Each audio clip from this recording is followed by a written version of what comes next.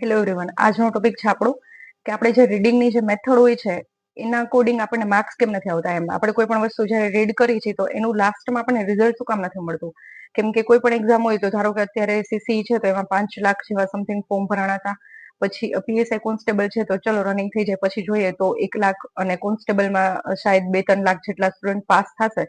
તો એમાંથી જે પેલા 12,000 લોકો સિલેક્ટ થાય છે કે પીએસઆઈ ની એક્ઝામ છે, તો જે પેલા 472 કે 500 જણા જે આ વખતે સિલેક્ટ થયા છે, તો એનું તમે એકવાર ટાઈમ ટેબલ જોશો ને તમારું ટાઈમ ટેબલ જોશો તો સેમ જ હશે. એ લોકો એટલા કલાક જ વાંચતા હશે, મે બી તમે એટલા કલાક જ રીડિંગ કરતા હશો.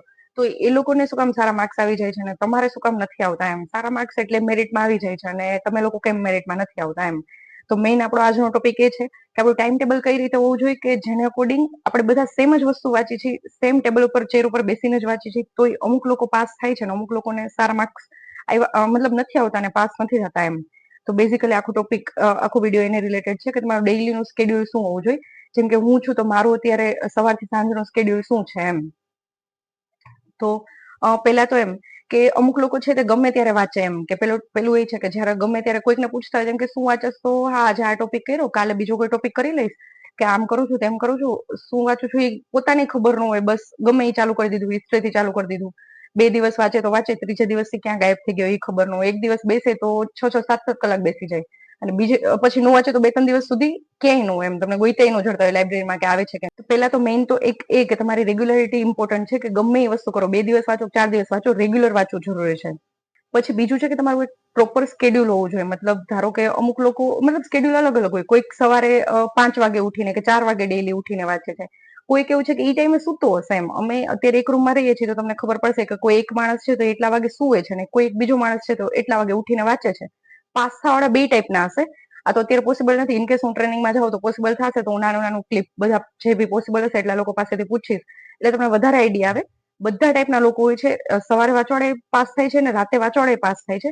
મેં 2 ફોલો કરેલું છે. પહેલા હું 4:30, 5 વાગ્યા સુધી રાતે વાંચતી અને આ વખતે પછી મેં સવારે વહેલા ઉઠીને રીડ કરવાનું ચાલુ કર્યું હતું. કેમ કે પછી એમ થયું કે થોડુંક વહેલું ઉઠીને બપોર સુધીમાં આખા મેથ્સ ને મેઇન ટોપિક પતી જાય તો પછી બપોર પછી થોડીક શાંતિ, એમ આરામથી આપણે થોડુંક કરંટ અફેર ને બધું કરી લે. એમ પછી છે કે સ્કેડ્યુલ મતલબ જો અત્યારે હું તમને લોકોને મારું સ્કેડ્યુલ કીધું, તમે એને અકોર્ડિંગ બનાવો. કેમ કે આ મને એવું લાગે છે કે 100% ફાઇનલ છે.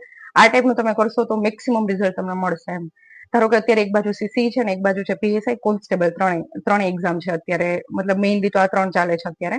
તો એના લોકો જ મોસ્ટલી જોવાવાળા હશે તો એ લોકોને અકોર્ડિંગ હું એક સ્કેડ્યુલ કહી દઉં. એમ તો હવે જેની સીસી છે તો એને શું છે, મેઇન તો અત્યારે મેથ્સ છે, ગુજરાતી છે અને ઇંગ્લિશ છે. મતલબ મેથ્સ રીઝનિંગ બે સાથે લઈ લ્યો અને એક લઈ લ્યો ગુજરાતી ને એક લઈ લ્યો ઇંગ્લિશ. એમ સેમ એવી રીતના જે પીએસઆઈ વાળા છે એમને છે મેથ્સ અને એક છે આખું જીએસ અને એક છે રિટર્ન.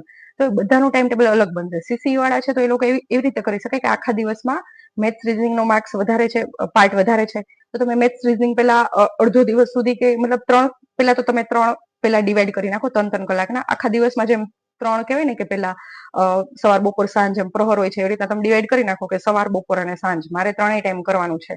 વહેલો ઉઠું લેટ શું એ અલગ છે પણ 3માં 3-3 કલાક આપવાની છે અત્યારે મિનિમમ. એમ મેક્સિમમ તમે જેટલું આપી શકતા હોય એટલું. અને મેક્સિમમ ની એક લિમિટ છે. જો તમે લિમિટથી વધારે કરતા હોય તો મે બી તમને રિઝલ્ટ નહીં જ મળતું હોય. કેમ કે એક લિમિટથી વધારે તમે તમારા માઇન્ડને સાયન્ટિફિકલી એક લિમિટથી વધારે તમે તમારા માઇન્ડનો યુઝ કરો તો મે બી એટલું સારું રિઝલ્ટ ન મળે. એમ અને તમે ખોટા સ્ટ્રેસમાં આવી જાઓ, ડિપ્રેશનમાં આવી જાઓ ને કંઈક અલગ ટાઈપનું બધું ચાલુ થઈ જાય, નીંદર નો આવે રાતે ને એવું બધું થઈ જાય. એના એક દિવસની પ્રોસેસ નથી. આ 3 મહિના 6 મહિના તમારે ચલાવવાનું છે. પછી તમને એનું રિઝલ્ટ મળે છે. પછી તમે એક્ઝામ આપો છો. એવું નથી કે આજે 2 દિવસ વાંચી લઈ તો પરમ દિવસે એક્ઝામ છે તો આજે 2 દિવસ 24 કલાક વાંચી લે. એમ તો એક તમારે એવું કરવું જોઈએ કે 3-3 કલાકના 3 સ્લોટ બનાવી નાખું. હવે હું ખુદ એવી રીતના કરતી, આ મારું તમને અત્યારે શેર કરું છું. તો મારા 3 કલાકમાં એવું હતું કે હું સવારે મેથ્સ જે મને સૌથી હાર્ડ લાગે તો એ કરતી. તો હું સવારે 3 કલાક મેથ્સ કરું. હું અત્યારે પીએસઆઈ નું કહું છું અને મારે અકોર્ડિંગ કહું છું. તો મેં સવારે 3 કલાક મેથ્સ કર્યું કે જે મને બહુ હાર્ડ લાગે તો મેં થોડુંક બહુ ટેન્શન મતલબ નો જાય માઇન્ડમાં ને એવું બધું થાય પણ 3 કલાક કમ્પ્લીટ કરું. પછી હું બપોરે જીએસ નો કોઈ સબ્જેક્ટ લઈ લઉં. હવે જીએસમાં હું એ રીતે કરતી કે ધારો કે પેલા અત્યારે પોલિટી છે તો હું બપોરની 3 કલાકમાં પોલિટી જે સૌથી વધારે માર્ક્સ વાળું હતું પેલા મેં કીધું ઈ આખું પૂરો કરું. પછી થોડાક દિવસ પોલિટી કરીને એમ લાગે કે હવે પતવા એવું છે પણ કંટાળો આવે છે તો પછી સ્વિચ કરી નાખું, હિસ્ટ્રી લઈ લઉં કે પછી કલ્ચર લઈ લઉં કે જીઓગ્રાફી લઈ લો. એવી રીતે તમે બપોરે ડિવાઈડ કરી નાખો કે બપોરે કયો સબ્જેક્ટ કરશો. ડેઈલી હવે અલગ અલગ ટાઈપના લોકો હોય છે. ડેઈલી અલગ અલગ વાંચવું ગમતું હોય, કોક એવું હોય કે આખું સબ્જેક્ટ પતે પછી નવો લેવો ગમે. તો એ રીતે તમે કરી શકો. હવે એના પછીના લાસ્ટના રાતના 3 કલાક તો હવે અમારે લોકોને રિટર્ન હતું તો હું રાતે 3 કલાક લખવાનું છે એમ, પહેલા જ દિવસથી લખવાનું, કાંઈ ન આવડે તો એ લખવાનું ચાલુ કરી દીધું હતું. અને એ 3 કલાકમાં 2 કલાક તો લખવાનું છે ને 1 કલાક ટોપરના પેપર લઈને બેસવાનું, એ જોયા જ કરવાના, એના બસ વાંચવાના એમને રેન્ડમ. અને જ્યારે સ્ટાર્ટ કર્યું ત્યારે કઈ ખબર જ ન પડતી કે કેમ લખું, શું લખું. તો ટોપરના પેપર જોઈને કોપી લખવા માંડી હતી. અને પછી મેં કોર્સ બાય કરીને એમાં જે પણ કરાવે એ બધું ચાલુ કરી દીધું હતું. તો આવી રીતે મારું 3-3 9 કલાકનું, અને આ 9 કલાકનું મેં સ્ટાર્ટિંગથી જ કર્યું હતું, તો પછી લાસ્ટમાં મને એટલો ઇસ્યુ નહોતો આવ્યો. હવે તમે અત્યારે જે સ્ટેજે હોય એ સ્ટેજેથી તમે તમારું આખું બધું બુક લિસ્ટ ને બધું કોઈના પણ વિડીયો જોવો તો ચેન્જ ન કરો, પણ એમાં થોડુંક ઇમ્પ્રુવમેન્ટ કરો કે આ લોકો આવું કરે છે તો મે બી હું થોડુંક ઈ ટાઈપનું ટ્રાય કરું જો મારે થઈ જાય તો એમ. તો એ રીતે તમે ચેન્જીસ લઈ શકો. સેમ સીસી વાળા એ રીતે કરી શકે કે મેથ્સ રીઝનિંગ છે તો તમે રીઝનિંગ બહુ વધારે માર્ક્સનું છે તો સવારે તમે રીઝનિંગ કરી નાખો 3 કલાક જેવું. પછી બપોર પછી તમે શું કહેવાય જીએસ નો કોઈ સબ્જેક્ટ લઈ લો, યા તો જીએસ ના લાસ્ટમાં રાખો હોય તો પેલા ગુજરાતીના જે લેક્ચર જોવા પડે છે એ ટોપિક કરી નાખો. પછી થોડાક દિવસ પછી બપોરમાં ગુજરાતીના બદલે ઇંગ્લિશ ચાલુ કરી દો, અને લાસ્ટમાં રાતે તમે કરંટ અફેર અને તમારું જીએસ કરી શકો એમ, કેમ કે એ પણ 30 માર્ક્સનું છે. સેમ પીએસઆઈ વાળાનું જે આખું શેડ્યુલ કીધું એમાં કરંટ અફેર 1 કલાકનું એડ થઈ જ જવું જોઈએ, જે છૂટું જવાયું છે એમ. એને તમે 3 કલાકના 3 માં એડ ન કરો, એના સિવાયનું 1 કલાક ક્યાંક ફીટ બેસાડી દો કે જે તમે જેમાં પછી તમને નીંદર આવે છે તો જેમાં પછી 1 કલાક હું સુતા કરંટ અફેરની પીડીએફ વાંચીશ, જેટલી વચાય એટલી, પછી સુઈ જઈશ, અને બીજે દિવસે સેમ ઈ કરંટ અફેર જે બાકી રહી ગયું હશે એ પૂરું કરીશ એમ. આ થઈ ગયું મારું ટાઈમ ટેબલ. અને તમે આ ટાઈપનું ટાઈમ ટેબલ બનાવીને તમારું પોતાનું બનાવીને એક લખીને રાખો અને ફોલો કરો. કેમ કે એનો એક ફાયદો એ છે કે જોબ વાળા એ રીતે ટાઈમ ટેબલ બનાવો, જોબ વગર એ રીતે તમે પોતાનું ટાઈમ ટેબલ બનાવો. એનો ફાયદો એ થશે કે તમારા માઇન્ડમાં એક વસ્તુ સેટ થશે કે મારે આટલા દિવસમાં આ વસ્તુ કરવી છે. ભલે આપણે ટાઈમ ટેબલ બનાવ્યું છે એવું 100% નહીં કરીએ, એવું ડેઈલી નહીં કરતા હોય, પણ એ બનાવશો તો તમે એના 80% પાર્ટમાં પહોંચશો એમ. પછી એમાં વચ્ચે અમુક તમારે મતલબ ધારો કે ડેઈલી આન્સર રાઇટિંગ તમે રાખશો, સેમ સીસી વાળાને હું સજેસ્ટ કરીશ કે જો તમારો વિચાર હોય કે મારે એ ગ્રુપ દેવી જ છે તો તમારું મેઇન તમારે પાસ થવાળા લોકો હશે ને એ અત્યારથી એ ગ્રુપનું રિટર્ન કરવા માંડ્યા હશે. સેમ પીએસઆઈમાં અત્યારથી જે રિટર્ન કરવા માંડ્યા હશે ને એ જ લોકો લાસ્ટમાં પાસ થશે. કેમ કે એનો એક ફાયદો એ છે કે તમે ડેઈલી જો 2 કલાક લખતા હશો તો તમને એ ટાઈપની એક પ્રેક્ટિસ થતી હશે, એ ટાઈપની તમારે એક સ્પીડ આવી ગઈ હશે. તમને પ્રેઝન્ટેશન કેમ કરવું એ તમને પહેલા જ દિવસથી ધીમે ધીમે ઇમ્પ્રુવમેન્ટ જેટલું વહેલું ચાલુ કરશો એટલું તમને ખબર પડશે કે પ્રેઝન્ટેશન કયા ટાઈપનું કરવું એમ. પછી કોઈક હાર્ડ ક્વેશ્ચન આવી ગયો તો એને ટાઈમ મેનેજમેન્ટ અકોર્ડિંગ એ વાળો હાર્ડ ક્વેશ્ચન એટલા ટાઈમમાં પૂરો કેમ કરવો એ ધીમે ધીમે તમને ખબર પડશે. ડેઈલી કોઈ તમને એવું નહીં શીખવાડે. પહેલા દિવસે તમે અહેવાલ લખતા હશો કે જીએસ નો કોઈ ઉપરથી જોઈને સીસી વાળા તમે કોઈ ક્વેશ્ચનનો આન્સર લખતા હશો તો તમે પહેલા દિવસે નહીં ખબર પડે કે મારે આ ક્વેશ્ચન કેટલા ટાઈમમાં પતાવો. પહેલા તમે રેન્ડમ લખતા હશો, પછી 1 વીક પછી તમને ખબર પડશે કે મારે પેપર આટલા ટાઈમમાં પતાવવાનું છે. તો પીએસઆઈ વાળા હોય કે સીસી વાળા હોય કે મારે અહેવાલ લેખન ગુજરાતીમાં આવે છે તો એ મારે 10 મિનિટમાં અરાઉન્ડ 10 થી 15 મિનિટમાં પતાવવું જ પડશે એમ, તો જ હું આખું પેપર એન્ડ સુધીમાં પતાવી શકીશ એમ.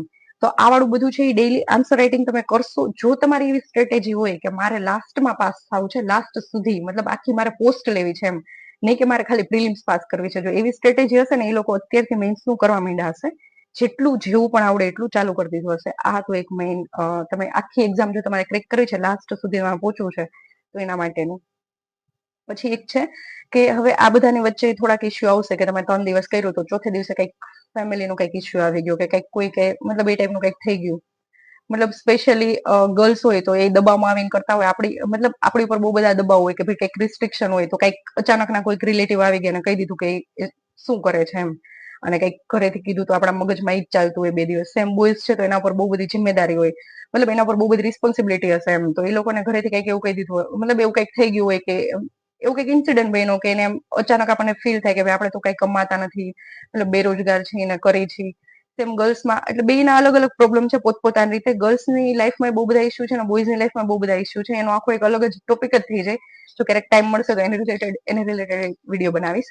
તો હવે જો આવી મુવમેન્ટ આવે ને ત્યારે કેવું કે એ દિવસ તમારે જવા દેવાનો. હવે સાવ વેસ્ટ નો જવા દેવો હોય તો તમે એવું કરી શકો કે એ દિવસે થોડુંક બ્રેક લેવાનું. કેમ કે તમે વાંચવું એ વસ્તુ છે ને, આપણે ફિઝિકલ કે મજૂરી કામ નથી કરતા. ચલો કે હું કડિયા કામ નથી કરતી કે મને કંઈક પ્રોબ્લેમ આવ્યો તો મારા મોબાઈલ એક બાજુ મૂકીને સવારથી સાંજ હું લાગી પડી છું કામમાં એમ, તો મને ભૂલાઈ જાય કે ભાઈ શું પ્રોબ્લેમ હતો ને કયા લોકોએ મને શું કીધું હતું. છોકરીઓને એ ભૂલાઈ જાય. છોકરાઓ હોય તો મને ઘરેથી આ પ્રોબ્લેમ થયો તો પપ્પાની કંઈક ઇમરજન્સી આવી હોસ્પિટલની તો મને ફીલ થયું કે હું તો કંઈ કમાતો નથી કે કંઈ ભાઈ બહેનને જરૂર પડી. તો હવે આ વધારે એટલે હું કહી શકું કે હું ખુદ મતલબ મારું એવું છે કે મારે અત્યારે 26 વર્ષ થયા ત્યારથી મને આ બધું ખબર છે. મતલબ હમણાં 1 વર્ષથી એમ 25-26 વર્ષે તમારે આ બધું ચાલુ થઈ જાય કે આવું બધું થયું. અને હું ઘરમાં સૌથી મોટી છું તો મારું 2 ટાઈપનું છે. એક ગર્લ્સને રિલેટેડ જે બી રિસ્ટ્રિક્શન્સ હોય મારા ઘરે તો નથી, પણ મેં આજુબાજુમાં જોયેલા છે તો મને ખબર હોય કે એ લોકોને કયા ટાઈપના પ્રોબ્લેમ થાય છે એમ. અને સેમ હું સૌથી મોટી છું તો મને રિસ્પોન્સિબિલિટી બહુ ટાઈમથી છે કે ભાઈ મારે આ કરવાનું છે મારા ફેમિલી માટે, મારા ભાઈ માટે એમ બંને. તો પછી આવું બધું બે ઇસ્યુ મને ખબર છે એટલે એની વચ્ચે હું ખુદ અત્યારે એની વચ્ચે જ ફસાયેલી છું એમ. પ્લસ તો હવે આ ટાઈમે તમારે શું કરવાનું કે કંઈક સોશિયલ મીડિયાનો યુઝ એ રીતે નહીં કરવાનો. હું એવું કરતી કે મેં અટલ હું, મારી ફ્રેન્ડે જ મને શીખવાડેલું છે જે અત્યારે ઓલરેડી ગવર્મેન્ટ જોબમાં છે, કે મેં અટલ હું, પછી ઇમરજન્સી મૂવી છે, પછી સંવિધાનની જે આખી બધી સિરીઝ છે, એ બધું મતલબ પછી ગર્લ્સના અમુક છે, આ પિંક મૂવી છે, કે પછી જે બી ગર્લ્સને રિલેટેડ કોઈ બી મૂવી હોય, તાપસી પન્નુના બહુ બધા સારા મૂવી હોય છે, સ્પોર્ટ્સના કોઈક મૂવી હોય, મિલ્ખા સિંહ વાળું મૂવી છે, એવું બધું છે ને, એવું એન્ટરટેનમેન્ટ તમારી લાઈફમાં લેતું રહેવાનું એમ. એક આના પછીનો એ જ ટોપિક હતો કે તમે થોડુંક સવારથી સાંજમાં થોડુંક વચ્ચે એવો થોડોક ટાઈમ રાખો કે જેમાં તમે તમારા ફ્રેન્ડ સાથે મળતા હોય. હવે એમાંય કેટેગરી છે, અમુકને મળીને તમને નેગેટિવિટી આવતી હોય કે તે શું કર્યું, તો એમ કે મેં આ કર્યું. કા પછી એવા હોય કે જે બહાર રહેતા હશે હોસ્ટેલની બહાર, તો કે અમે એ લોકો કેન્ટીનમાં તો ભેગા થઈ જાય તો પછી 1 કલાક સુધી ચાલ્યા જ કરે એની ચર્ચા કે ભાઈ મારે તો આ ચાલે છે, આ ચાલે છે. તો વળી એટલી વારમાં તમે ફ્રસ્ટ્રેટ થઈને પાછા આવો, તો તમે એટલા ટાઈમમાં તમે ફ્રસ્ટ્રેટ થઈને આવો તો પછી પાછું વાંચી નહીં શકો. એટલે બ્રેક ટાઈમે તમારે અકોર્ડિંગ હોવો જોઈએ. હું છું તો મને ફ્રેન્ડ્સ સાથે વાત કરવી, મતલબ એવું કઈ છે નહીં. એ લોકો જોબે હોય, અમુક લોકોને જોબ મળી ગઈ છે, અમુક લોકો જે પ્રિપરેશન વાળા છે, તો પછી એનાથી મને નેગેટિવિટી આવે કે ભાઈ અમે આ કર્યું આ કર્યું. તો હું ફિક્સ રાખતી કે હું ખુદથી ખુદનું કંઈક કરી લઉં, યુટ્યુબમાં જોઈ લઉં કે શોર્ટ્સ જોઈ લઉં, યુટ્યુબના શોર્ટ્સ એમ. હું રીલ્સ એ નથી યુઝ કરતી, સોશિયલ મીડિયા. તો પછી એ જોઈને અને એમાંથી હું ઇન્સ્પિરેશન લઈ લઉં અને આ બધા મૂવી જોઈ લઉં. મેં તમને કીધું એમ. તો આવી રીતના તમે તમારો એક બ્રેક ટાઈમ સેટ કરો તમારા થોડાક દિવસના આખા ટાઈમ ટેબલમાં, કે વીકમાં 1 દિવસ આવો આવશે તો હું ઇમ્પ્રેશન નહીં લઉં કે 5 દિવસ 4 દિવસથી મસ્ત વાંચતી હતી ને હવે આ મુસીબત આવી ગઈ અને હવે બસ હવે મારાથી વચાતું નથી. એ દિવસે તમે કઈ લોડ ન લો તમારા ઉપર, કેમ કે તમે 4 દિવસ કર્યું છે તો 1 દિવસ થોડોક વિશ્વાસ રાખો કે કઈ વાંધો નહીં, 1 દિવસ હું બ્રેક લઉં છું એમ. પછી નેક્સ્ટ છે હવે મોબાઈલ. તો હવે મોબાઈલ એક એવું છે કે હવે આ આખા દિવસનું હું સ્કેડ્યુલ ટાઈપનું કહું છું. એટલે એમાં તમારું રીડિંગ આવી ગયું, પછી તમારા ફ્રેશ થવાનું 1 વીકમાં એ મેં તમને કીધું. અને હવે એક એવું છે કે મોબાઈલ. તો હવે મોબાઈલનું ડેઈલી વસ્તુ સાથે કનેક્ટેડ છે એમ. ડેઈલીનું તમારું ટાઈમ ટેબલ બનાવો ને એમાં ફિક્સ છે. મારું તો ફિક્સ છે કે મારો મોબાઈલ અત્યારે એટલો ખરાબ થઈ ગયો છે કે એનો સ્પીકર નથી ચાલતું, તો મને કઈ એનાથી ઇસ્યુ નથી. કેમ કે મોબાઈલમાં એ જ લોકોના કોલ આવે છે અને હું બહુ જ મતલબ મોબાઈલથી દૂર રહેવા વાળી માણસ છું એમ. મને એટલો મોબાઈલ પસંદ જ નથી. મારી પાસે એટલો થર્ડ ક્લાસ મોબાઈલ છે ને કે કોઈ પાસે ન હોય. મને કીપેડ ફોન વધારે ગમે, અને કીપેડમાં 10 થી 15 જણાના મારી પાસે અત્યારે 14 નંબર છે મારામાં સેવ કરેલા, એનાથી વધારે કોઈના નંબર નથી એમ. તો એટલા માટે કે મતલબ પબ્લિકને કેવું છે કે તમને નથી ખબર પબ્લિક કેવા કેવા ટાઈપના છે એમ. અમુક લોકો એવા છે કે જે તમને નીચે ખેંચવા માંગે છે, એને ગમતું જ નથી કે તમે તમારાથી ઉપર જાઓ એમ.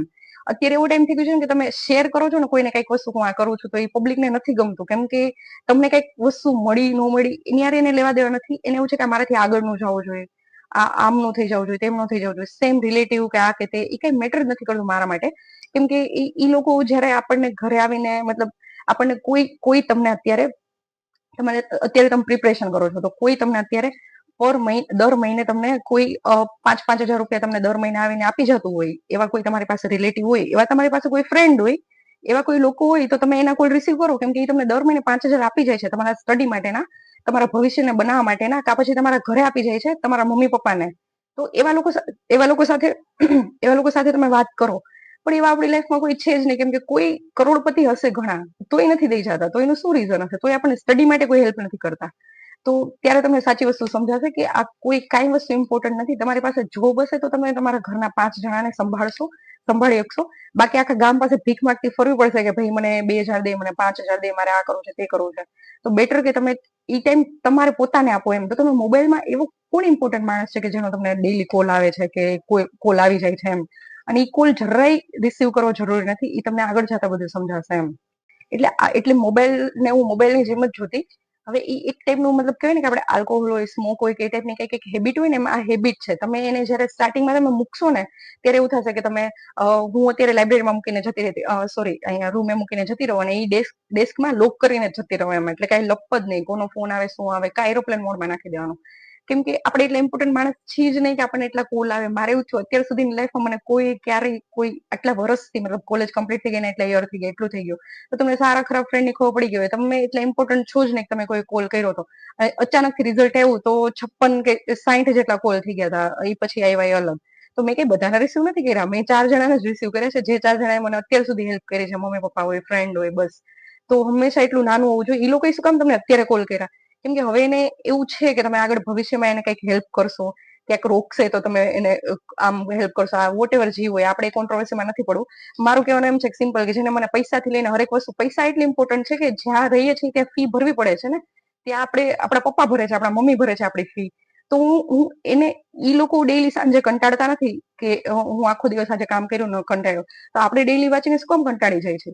અને પ્લસ અત્યારે તમને 50,000ની સેલેરી આપતો હોય, તમે પીએસઆઈ કે સીસી પાસ કરી લીધી છે, અત્યારે તમને 25,000 કે 50,000 સેલેરી આપે છે, તો તમે સવારથી સાંજ કંટાળશો તો ઈ કામ કરશો. પણ અત્યારે તમને એ સેલેરી નથી મળતી એટલે તમને વાંચવું નથી ગમતું, સમજાય છે? અને ઈ જ વાંચવાથી તમારું ભવિષ્ય બને છે એમ.